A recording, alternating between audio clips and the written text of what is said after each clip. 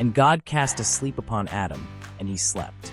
And God took a rib from the loins on the right side of Adam, and he made Kawa, i.e. Eve, from it. And when Adam woke up and saw Eve, he rejoiced in her greatly. And Adam and Eve were in paradise, and clothed with glory and shining with praise for 3 hours. Now this paradise was situated on a high range of hills, and it was 30 spans according to the measurement of the spirit higher than all the high mountains, and it surrounded the whole earth. Now Moses the prophet said that God planted paradise in Eden and placed Adam there. Gen 2. 8. Now Eden is the holy church, and the church is the compassion of God, which he was about to extend to the children of men. For God, according to his foreknowledge, knew what Satan had devised against Adam, and therefore he set Adam beforehand in the bosom of his compassion, even as the blessed David singeth concerning him in the Psalm, XC, saying, Lord, thou hast been an abiding place for us throughout all generations. That is to say, thou hast made us to have our abiding place in thy compassion. And when entreating God on behalf of the redemption of the children of men, David said, Remember thy church, which thou didst acquire in olden time. PS 74. 2. That is to say, remember thy compassion, which thou art about to spread over our feeble race. Eden is the holy church, and the paradise which was in it is the land of rest, and the inheritance of life, which God hath prepared for all the holy children of men. And because Adam was priest and king and prophet, God brought him into paradise that he might minister in Eden, the holy church, even as the blessed man Moses testifieth concerning him, saying, that he might serve God by means of priestly ministration with praise, and that he might keep that commandment which had been entrusted to him by the compassion of God. Genesis 2 verses 15 and 16. And God made Adam and Eve to dwell in paradise. True is this word, and it proclaimeth the truth. That tree of life which was in the midst of paradise prefigured the redeeming cross, which is the veritable tree of life, and this it was that was fixed in the middle of the earth. And when Satan saw that Adam and Eve were happy and joyful in paradise, that rebel was smitten sorely with jealousy, and he became filled with wrath. And he went and took up his abode in the serpent, and he raised him up, and made him to fly through the air to the skirts of Mount Eden, whereon was paradise.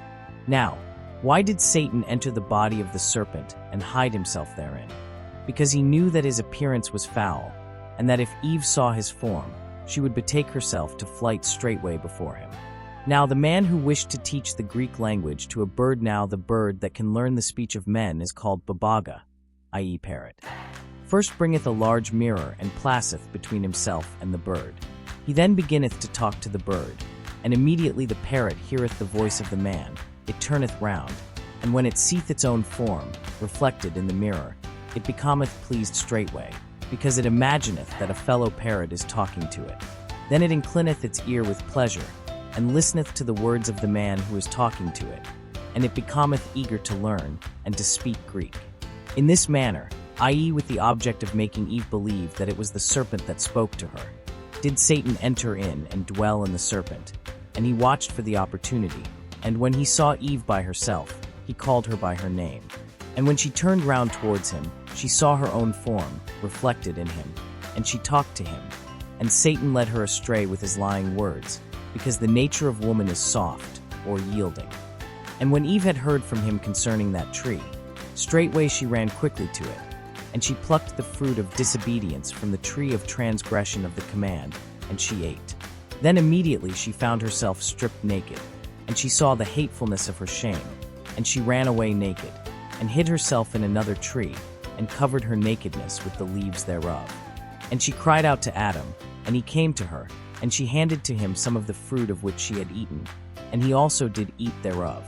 And when he had eaten, he also became naked, and he and Eve made girdles for their loins of the leaves of the fig trees, and they were arrayed in these girdles of ignominy for 3 hours. At midday they received their sentence of doom. And God made for them tunics of skin which was stripped from the trees, that is to say, of the bark of the trees, because the trees that were in paradise had soft barks, and they were softer than the byssus and silk wherefrom the garments worn by kings are made. And God dressed them in this soft skin, which was thus spread over a body of infirmities. At the 3rd hour of the day Adam and Eve ascended into paradise, and for 3 hours they enjoyed the good things thereof. For 3 hours they were in shame and disgrace, and at the 9th hour their expulsion from paradise took place. And as they were going forth sorrowfully, God spake unto Adam, and heartened him, and said unto him, Be not sorrowful, O Adam, for I will restore unto thee thine inheritance. Behold, see how greatly I have loved thee.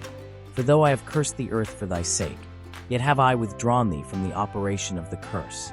As for the serpent, I have fettered his legs in his belly, and I have given him the dust of the earth for food. And Eve have I bound under the yoke of servitude. Inasmuch as thou hast transgressed my commandments, get thee forth, but be not sad. After the fulfillment of the times which I have allotted, that you shall be in exile outside paradise. In the land which is under the curse, behold, I will send my son, and he shall go down from heaven